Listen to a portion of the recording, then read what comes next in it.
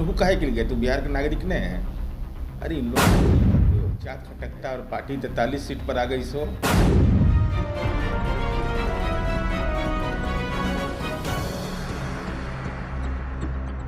नीरज कुमार ने कहा कि आरसीपी सिंह दिल्ली क्यों गए थे, वह भी हार के। उन्होंने कहा कि आरसीपी सिंह के बोलने का कोई औचित्य नहीं है। जिनको पार्टी ने विश्वासघाती करार दिया हो, इस पर टिप्पणी करने की कोई जरूरत नहीं है। नीरज कुमार ने कहा कि आरसीपी सिंह को जेडीयू नेताओं का बयान क्यों खटकता है पता नहीं, लेकिन उनकी वजह से पार्टी 43 सीट पर आ गई है। आरसीपी सिंह के घर में रहकर आग लगाने का काम कर रहे थे, उनका चेहरा बेनकाब हो गया है। नीरज कुमार ने कहा कि इस्लामपुर में पार्टी चुनाव हार गई और आरसीपी सिंह के परिजन संपत्ति लिखवा रहे थे। उन पर जो आरोप लगे हैं उसका जवाब क्यों नहीं दे रहे हैं। नीरज कुमार ने कहा कि आखिर आरसीपी सिंह दिल्ली क्यों गए थे, क्या करने दिल्ली गए थे, जवाब क्यों नहीं देते। नीरज कुमार ने बीजेपी के प्रदेश अध्यक्ष संजय जायसवाल पर भी जोरदार हमला किया और बोला कि लोकतंत्र में भाषा अच्छी लगती है, यही सिखाया गया है। संस्कृति के राष्ट्रवाद क्या अटल और आडवाणी जी का भाजपा नहीं रहा? कोई अगर किसी से मिल रहा है तो क्या भारतीय जनता पार्टी उसे रोक देगा? बीजेपी में अगर ताकत है तो रोक कर दिखाए।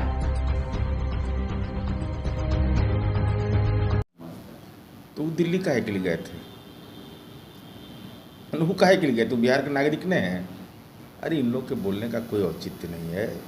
जिसको पार्टी ने ही विश्वासघाती करार दे दिया हो, जिन पर आरोप, इनके परिजन पर आरोप लगा संपत्ति बनाने का, और उसका कोई जवाब अब तक तार्किक नहीं दिया, और रन छोड़ के भाग गए, तो उन पर क्या टिप्पणी करने की जरूरत है? उन पर टिप्पणी करने की जरूरत नहीं। कह रहे हैं कि राष्ट्रीय कार्यकारिणी की जो बैठक हुई थी उसमें उनको तुम ताम करके बातें बोली गई, वो उनको खटकी है।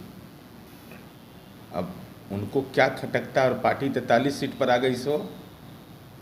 घर में रह कर करके आग लगा रहे थे, चेहरा तो बेनकाब इनका हो गया। उनको तो यह बताना चाहिए ना कि इस्लामपुर में, नालंदा के इस्लामपुर में पार्टी हार गई और संपत्ति वहाँ इनके परिजन लिखवा रहे थे, और जो आरोप लगे उसका जवाब क्यों नहीं दे रहे हैं? उस सवाल पर जवाब देना चाहिए। ये दिल्ली काहे के लिए गए थे? उन्हें दिल्ली से किस लिए? बिहार के नागरिक हैं, तो अगर दूसरे पर आरोप लगा रहे हैं तो खुद क्या आचरण कर रहे थे? इसलिए इनके बयान को बहुत तवज्जो देने की जरूरत नहीं, राजनीतिक आश्रय स्थल खोज रहे हैं। नीतीश कुमार गए हुए हैं, विपक्ष के नेताओं से मुलाकात होगी उनकी दिल्ली में, लेकिन आज बीजेपी के प्रदेश अध्यक्ष संजय जायसवाल का ट्वीट आया है। उन्होंने कहा है कि पलटू संग पप्पू, बताया नीतीश कुमार को उन्होंने इस तरह का तंज कसा है। नहीं, तंज नहीं कसा है, वो भाषाई रूप से हमको लगता है कि राजनीति में अपसंस्कृति के पर्याय हो गए, चूँकि स्वाभाविक है, कर्म के बदौलत तो इनको मिला नहीं। ये तो राजद के प्रखंड अध्यक्ष से प्रदेश अध्यक्ष तक का सफ़र दिए है।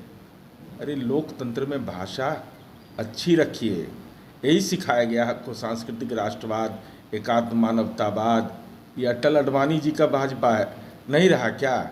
इसी ढंग की भाषा का इस्तेमाल करते हैं। तो आप भाषा का क्यों परेशान क्यों है? कोई किसी से मिल रहा है तो तानाशाही हुकूमत है क्या? आप रोक दीजिएगा क्या? भारतीय जनता पार्टी की औकात है रोक देने की? तो इस ढंग की भाषा का इस्तेमाल, नीतियों पर न बोलिए। ये न बोलिए कि जो कहे थे लोकसभा चुनाव में 14 में 19 में, उन वायदों का क्या हुआ? उन वायदों पर अपनी ट्वीट करते तो ज़्यादा अच्छा रहता। इसलिए भाषाई तनाव में रह कर करके राजनीति की लकीर नहीं खींचा जा सकती। इसका मतलब साफ है कि नीतीश कुमार जी के दिल्ली जाने से भाजपा बेचैन ज़्यादा है, तो बेचैनी में भाषा अब संस्कृति का शिकार हो रहा है।